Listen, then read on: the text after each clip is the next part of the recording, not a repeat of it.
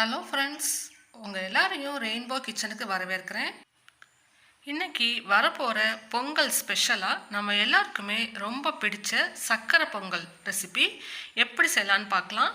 இன்றைக்கி நம்ம செஞ்சுருக்கிற இந்த பொங்கல் கோவிலெல்லாம் கொடுப்பாங்க இல்லையா, அதே மாதிரியான பக்குவத்துலையும் டேஸ்ட்லையும் இருக்க போது வாங்க இப்போ எப்படி செய்யலான்னு பார்க்கலாம்.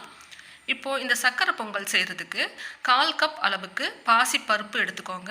அதை ஒரு கடாயில் சேர்த்து நல்லா வாசனை வர வரைக்கும் நம்ம ஒரு 2 நிமிஷத்துக்கு மீடியம் ஃப்ளேமில் ஸ்டவ்வை வச்சுக்கிட்டு நல்லா வறுத்து விட்டுக்கணும். பாசிப்பருப்பு வறுபடும்போது நல்லா கம கமன்னு வாசனை வரும். அந்த அளவுக்கு நல்லா வாசனை வர அளவுக்கு நல்லா பருப்பு சிவந்தா கூட பரவாயில்ல, நல்லா சிவந்து வாசனை வர அளவுக்கு நல்லா வறுத்து விட்டுக்கோங்க.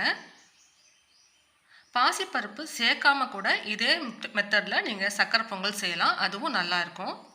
நான் இன்றைக்கி பாசிப்பருப்பு வறுத்து அதை சேர்த்து தான் செஞ்சுருக்கேன். இந்த 1/4 கப் பாசிப்பருப்பு வறுத்ததை ஒரு கிண்ணத்தில் மாற்றிக்கோங்க. அதுக்கு அதே கப்பில் நம்ம பாசிப்பருப்பு எடுத்த அதே கப்பில் 1 கப் அளவுக்கு பச்சரிசி, பொங்கல் பச்சரிசி சேர்த்துக்கலாம். இப்போ இது ரெண்டையும் சேர்த்து நல்லா ஒரு 4-5 தடவை தண்ணி ஊற்றி வாஷ் பண்ணிவிட்டு எடுத்துகிட்டு வந்துடுங்க. பருப்பு ஒரு 50 கிராம் இருக்கும். அரிசி பார்த்திங்கன்னா ஒரு 300 கிராம் எடுத்துருப்போம். இப்போ இதை ஒரு டம்ளர் தண்ணி சேர்த்து ஊற வச்சுக்கலாம். அது ஒரு 1/4 மணி நேரம் வரைக்கும் ஒரு பக்கம் நல்லா ஊறட்டும். இப்போது சக்கரை பொங்கலுக்கு வெல்லம் கரைச்சிக்கலாம். வெல்லம் நல்ல பாகு வெல்லமாக பார்த்து எடுத்துக்கோங்க. பாருங்கள், வெல்லம் இந்த மாதிரி உடச்சிட்டு நீங்கள் கையினால் இப்படி ப்ரெஸ் பண்ணாலே நல்லா அப்படியே உங்களுக்கு இலக்கமாக இருக்கணும். அதுதான் பாகு வெல்லம். பாகு வெல்லம் பார்த்து எடுத்துக்கோங்க, அப்போ தான் பொங்கலுக்கு டேஸ்ட் நல்லாயிருக்கும். இதை நல்லா பொடி பண்ணிவிட்டு இது மாதிரி 2 கப்பு அளந்து எடுத்துக்கோங்க. 1 கப் அரிசிக்கு 2 கப்பு வெல்லம் சேர்த்துக்கலாம். அதுக்கு 1/2 கப்பு மட்டும் தண்ணி சேர்த்து, 1/2 கப்புக்கு கொஞ்சம் கம்மியாக கூட சேர்த்துக்கோங்க. 1/2 கப்பு தண்ணி சேர்த்து இதை திக்காக கரைச்சி வச்சுக்கணும். சர்க்கரை பாகு கரைக்கிறதுக்கு, அதாவது வெல்லத்தை பாகு கரைக்கிறதுக்கு ரொம்ப தண்ணி சேர்த்துடக்கூடாது. கொஞ்சமாக தண்ணி சேர்த்து நல்லா கெட்டியாக இதை கரைச்சி வச்சுக்கலாம். பாகு பதம்லாம் எதுவும் தேவையில்லை, வெல்லம் நல்லா கரைஞ்சி வந்தால் போதும். இப்போ பாருங்கள், வெல்லம் நல்லா இது மாதிரி கரைஞ்சி வந்துருச்சு. இதை ஒரு பக்கம் எடுத்து வச்சுக்கலாம். நல்லா கரைச்சிக்கணும்.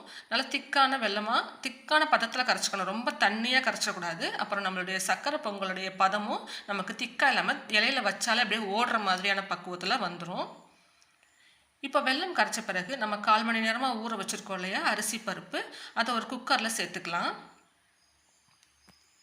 தண்ணியை வடிச்சிட்டு அந்த அரிசி பருப்பை சேர்த்துக்கோங்க. இதுக்கப்புறமா நம்ம தண்ணி அளந்து சேர்த்துக்கலாம். நம்ம அரிசி அளந்த அதே கப்பில் 4 கப்பு தண்ணி சேர்த்துக்கோங்க, கரெக்டாக இருக்கும். 1 கப்பு அரிசிக்கு 4 கப்பு தண்ணி சேர்த்துக்கோங்க. பாசிப்பருப்பு நம்ம 50 கிராம் அளவுக்கு தான் போட்டிருக்கோம், அதனால் தண்ணியோடைய கணக்கில் அதை நீங்கள் எடுத்துக்க வேண்டாம். அரிசி 1னா 4 கப்பு தண்ணி அப்படின்னு ஞாபகம் வச்சுக்கோங்க. இப்போ குக்கரை க்ளோஸ் பண்ணி விசில் போட்டு ஹை ஃப்ளேமில் ஒரு விசில் வந்த பிறகு சிம்மில் மாற்றி ஒரு 4 விசில் வந்த பிறகு ஆஃப் பண்ணிவிடுங்க. ஸ்டீம்லாம் ரிலீஸ் ஆனதுக்கப்புறம் ஓப்பன் பண்ணிக்கலாம். பாருங்கள், இப்போ நம்ம குக்கரை ஓப்பன் பண்ணி பார்த்தா நம்மளுடைய அந்த அரிசி பருப்பு ரெண்டும் நல்லா வெந்திருக்கும். இது சூடாக இருக்கும் போதே ஒரு கரண்டி வச்சு நல்லா மசிச்சு விட்டுக்குங்க. பாருங்கள், எக்ஸஸாக தண்ணியெல்லாம் எதுவும் இல்லாமல் இந்த மாதிரி நல்லா குழைவாக கரெக்டான பக்குவத்தில் அரிசி வெந்து வந்திருக்கு பாருங்கள். இப்படி இருந்தால் தான் நம்மளுடைய பொங்கலுடைய பக்குவமும் கரெக்டாக இருக்கும். இப்போ நம்ம பொங்கல் கிண்டுறதுக்கு வசதியாக இருக்கிறதுக்காக வேறொரு அகலமான பாத்திரத்தில் நான் இந்த வெந்த அரிசியையும் பருப்பையும் மாற்றிக்கிறேன். இந்த அரிசி பருப்பு நல்லா சூடாக இருக்கும் போதே நம்ம மசிச்சு விட்டுக்கணும். பாருங்கள், தண்ணி அளவு கரெக்டாக இருக்குது. குக்கரில் அடியிலலாம் பிடிக்கவே இல்லை, நல்லா மசிஞ்சு குக் ஆகிருக்கு, உங்களுக்கு பார்த்தாலே தெரியும். இது சூடாக இருக்கும் போதே கரண்டி வச்சு நல்லா மசிச்சு விட்டுக்கோங்க. அப்போ தான் பொங்கல் நல்லா குழைவாக நம்ம இலையில எடுத்து வைக்கும் போது அப்படியே ஒரு அல்வா மாதிரியான பதத்தில் இருக்கும். சக்கரை பாகு, அதாவது வெள்ளைப்பாகு சேர்த்த பிறகு நம்ம மசிச்சு விட்டோன்னா அரிசி மசியாது. அதனால் வெள்ளைப்பாகு சேர்க்கறதுக்கு முன்னாடியே நல்லா மசிச்சு விட்டுக்கணும் கரண்டி வச்சு. பாருங்கள், இப்போவே அந்த பொங்கல் பாத்திரத்தில் ஒட்டாமல் எப்படி கரெக்டாக பந்து போல் அப்படி உருண்டு வருது பாருங்கள். இந்த மாதிரி இருந்தால் தான் நமக்கு சக்கரை பொங்கல் செஞ்சு முடிக்கும் போதும் இதே மாதிரி ஒரு சூப்பரான பக்குவத்தில் கிடைக்கும். இப்போ அரிசியை நல்லா மசிச்சு விட்ட பிறகு நம்ம கரைச்சி வச்சுருக்கோம் இல்லையா வெல்லம், அது எல்லாத்தையுமே சேர்த்துடுங்க. நல்ல ஒரு கரெக்டான இனிப்பில் நல்லா தித்திப்பாகவே இருக்கும் இந்த அளவு. 1 பங்கு அரிசிக்கு 2 பங்கு வெல்லம் அப்படிங்கிறது. இப்போ சக்கரை பாகை சேர்த்துட்டு நல்லா மிக்ஸ் பண்ணிக்கலாம். இப்போ திரும்ப ஸ்டவ்வை ஆன் பண்ணி சிம்மில் வச்சுக்கோங்க. சிம்மில் வச்சுட்டு நல்லா கலந்து விட்டுக்கோங்க. இந்த சர்க்கரை பாகு சேர்த்து நல்லா ஒரு தடவை மிக்ஸ் பண்ணிவிட்டு அவ்வளோதான் அப்படின்னு சொல்லி பொங்கலை இறக்கிடக்கூடாதுங்க. இந்த சர்க்கரை பாகும் வெல்லமும் நல்லா ஒன்றா சேர்ந்து கலந்து வர அளவுக்கு நம்ம வந்து ஒரு 1/4 மணி நேரம் வரைக்கும் இதை வந்து கலந்து விடணும். சிம்மிலே வச்சு ஒரு 4 ஏலக்காய் நல்லா பொடி பண்ணிவிட்டு வாசனைக்காக சேர்த்துருக்கேன். இப்போ பார்த்தீங்கன்னா சர்க்கரை பாகு தனியாக, அந்த அரிசி பருப்பு நம்ம வெந்தது சேர்த்துருக்கோம் இல்லையா, அது தனியாக இருக்கும். இது ரெண்டும் நல்லா ஒன்றா பிளெண்ட் ஆகி வர்ற வரைக்கும் நல்லா கலந்து விடுங்க. அடுப்பு வந்து சிம்மிலே இருக்கட்டும். சும்மா வெல்லத்தை சேர்த்து நம்ம மிக்ஸ் பண்ணிட்டோன்னே எடுத்துட்டோன்னா ரெண்டும் ஒன்று சேர்ந்து வராது. பொங்கல் வந்து ஒரு தண்ணியான பக்குவத்தில் இருக்கும். நல்லா கெட்டிப்பட்டு வரதுக்காக நம்ம வந்து ஒரு 1/4 மணி நேரம் வரைக்கும் ஸ்டவ்லேயே வச்சு கலந்து விடணும் பொறுமையாக. இனிப்பு சுவையை கொஞ்சம் அதிகப்படுத்தி காமிக்கிறதுக்காக ஒரு பிஞ்ச் அளவுக்கு உப்பு சேர்த்துருக்கேன். இந்த ஸ்டேஜில் நீங்கள் அந்த கோவிலில் கொடுக்குற பொங்கலுடைய மனம் அப்படியே வேணும்னு நினச்சிங்கன்னா, அந்த நறுமணம், அந்த பொங்கலே ஒரு மனமாக இருக்கும் இல்லையா, அதுக்கு இந்த ஸ்டேஜில் இந்த உப்பு சேர்த்துருக்கோம்ல அதே அளவுக்கு ஒரு பிஞ்ச் மட்டும் பச்சை கற்பூரம் சேர்த்துக்கலாம். நல்லா வாசனையாக இருக்கும் நம்மளுடைய பொங்கல். இதுக்கப்புறமா பாருங்கள், பொங்கல் நல்லா ஒன்று சேர்ந்து அந்த சக்கரை பாகும் அரிசியும் தனித்தனியாக இல்லாமல் ஒன்று சேர்ந்து வர ஆரம்பிச்சிருச்சு. இப்போது நெய் சேர்த்துக்கலாம். நான் ஒரு 4லேருந்து 5 டீஸ்பூன் நெய் சேர்த்து ஒரு தடவை மிக்ஸ் பண்ணிக்கிறேன். நெய் வந்து உங்களுக்கு எவ்வளவு விருப்பமோ அந்த அளவுக்கு சேர்த்துக்கலாம். இன்னும் அதிகமாக வேணும்னாலும் கூட சேர்த்துக்கலாம். இப்போ பாருங்கள், நல்லா ஒன்று சேர்ந்து அந்த பாத்திரத்திலேயே ஒட்டாமல் நமக்கு சக்கரை பொங்கல் நல்லா திக்கான ஒரு கன்சிஸ்டன்சிக்கு வந்துருச்சு. இப்போ நம்ம இதுக்கு முந்திரி திராட்சையை வறுக்கிறதுக்கு ஒரு கடாய் ஹீட் பண்ணிவிட்டு அதில் 4 டீஸ்பூன் நெய் சேர்த்துக்கலாம். நெய் நல்லா உருக ஆரம்பிக்கும் போது முந்திரி பருப்பு சேர்த்துக்கோங்க. முந்திரி பருப்பு லேசாக வறுபட ஆரம்பிக்கும் போது கிஸ்மிஸ் சேர்த்துக்கலாம், அதாவது உலர் திராட்சை சேர்த்துக்கலாம். இப்போ இது ரெண்டும் சேர்ந்து நல்லா ஒரு பொன்னிறமாக வரணும். நமக்கு முந்திரி பருப்பு நல்லா பொன்னிறமாக வெந்து வரும்.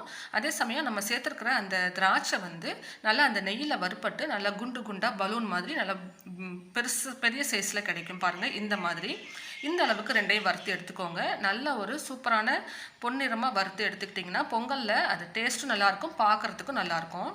இப்போ பாருங்கள், நல்லா இந்த மாதிரி வறுத்த பிறகு இப்போ இதை நம்ம ரெடி பண்ணி வச்சுருக்கிற பொங்கலில் சேர்த்துடலாம். இப்போ இதை நல்லா வந்து ஒரு தடவை மிக்ஸ் பண்ணி விட்டுடலாம். இன்னமுமே நம்மளுடைய ஸ்டவ் வந்து சிம்மில் தான் இருக்குது. பாருங்கள், இப்போ நம்மளுடைய பொங்கல் என்ன மாதிரியான ஒரு பக்குவத்தில் இருக்குதுன்னு. இப்படி தாங்க பொங்கல் வந்து நல்லா திக்கான பக்குவத்தில் வரணும். நீங்கள் கரண்டியில் எடுத்து போடும்போது அப்படியே கீழே வந்து தண்ணி மாதிரி உங்களுக்கு லிக்விடான பதத்தில் இருக்கக்கூடாது. இலையில வச்சு அப்படியே ஓடுற மாதிரி இருக்கக்கூடாது. நல்ல ஒரு அல்வா பதத்தில் இருக்கணும். அப்படி தான் நமக்கு கோவிலில் கொடுக்குற பொங்கல் இருக்கும். இதே மாதிரி நீங்கள் ட்ரை பண்ணி பாருங்கள். இன்னும் ஒரு 2-3 டீஸ்பூன் நெய் நான் மேலாப்பில் சேர்த்துக்கிறேன். நல்ல ஒரு நெய் மணத்தோட சூப்பரான பொங்கல் ரெசிபி, பார்க்குறதுக்கே ரொம்ப பர்ஃபெக்டான ஒரு கன்சிஸ்டன்சியில் இதே மாதிரி அளவில் தண்ணி சேர்த்து நீங்களும் குக்கர்லேயே கொஞ்சமான அளவில் ரெடி பண்ணலாம். இந்த பொங்கலுக்கு நீங்கள் இதே மாதிரி ட்ரை பண்ணி பாருங்கள். நல்லா சுட சுட சர்வ் பண்ணுங்கள். வீட்டில் எல்லாருமே ரொம்ப விரும்பி சாப்பிடுவாங்க. இந்த ரெசிபி இதே மாதிரி ட்ரை பண்ணி பாருங்கள். உங்களுக்கு பிடிச்சிருந்ததுன்னா இந்த வீடியோவுக்கு ஒரு லைக் கொடுத்துடுங்க. உங்கள் ஃப்ரெண்ட்ஸோட இந்த வீடியோவை ஷேர் பண்ணிக்கோங்க. நம்ம சேனலையும் சப்ஸ்கிரைப் பண்ணி வச்சுக்கோங்க. தேங்க்ஸ் ஃபார் வாட்சிங்.